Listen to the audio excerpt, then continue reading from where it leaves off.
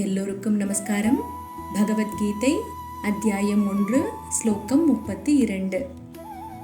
ந காங்ஷே விஜயம் கிருஷ்ண ந ச ராஜ்யம் சுகானி ச கிம் நோ ராஜ்யேன கோவிந்த கிம் போகைர் ஜீவிதேன வா.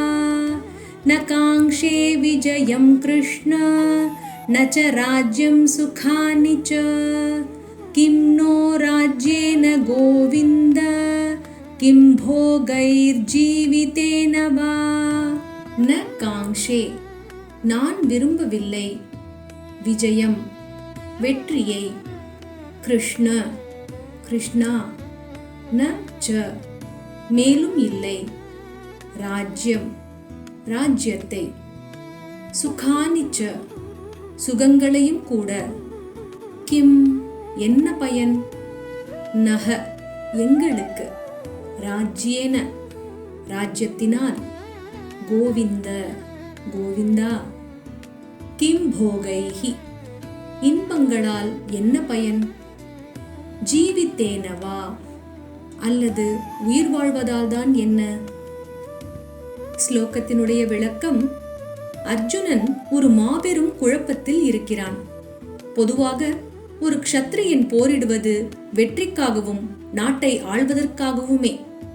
ஆனால் அர்ஜுனன் இங்கே தன் லட்சியத்தையே கைவிடுகிறான். அவன் கிருஷ்ணனை கோவிந்தா என்று அழைக்கிறான். கோவிந்தா என்றால் பசுக்களின் தலைவன் என்று பொருள். அதே சமயம் இந்திரியங்களை ஆள்பவன் என்றும் பொருள் உண்டு. என் புலன்கள் கலங்குகின்றன, என்னை காப்பாற்று என்பது அவனது மறைமுகமான வேண்டுதல். என் சொந்த பந்தங்களை கொன்றுவிட்டு கிடைக்கும் வெற்றி கசப்பானது. அந்த பிணங்களின் மேல் அமர்ந்து ஆளும் ராஜ்யம் எனக்கு தேவையில்லை. அப்படிப்பட்ட ஒரு வாழ்வை விட மரணமே மேல் என்று அர்ஜுனன் மிக தீவிரமான விரக்தியில் பேசுவதை இந்த ஸ்லோகம் காட்டுகிறது. ஸ்லோகத்தினுடைய ஒட்டுமொத்த அர்த்தம்: கிருஷ்ணா, எனக்கு வெற்றியில் விருப்பமில்லை, ராஜ்யமோ சுகங்களோ தேவையில்லை. கோவிந்தா, இந்த ராஜ்யத்தால் எங்களுக்கு என்ன பயன், அல்லது இன்பங்களால் தான் என்ன பயன், ஏன் இந்த உயிர் வாழ்வதால் தான் என்ன பயன்.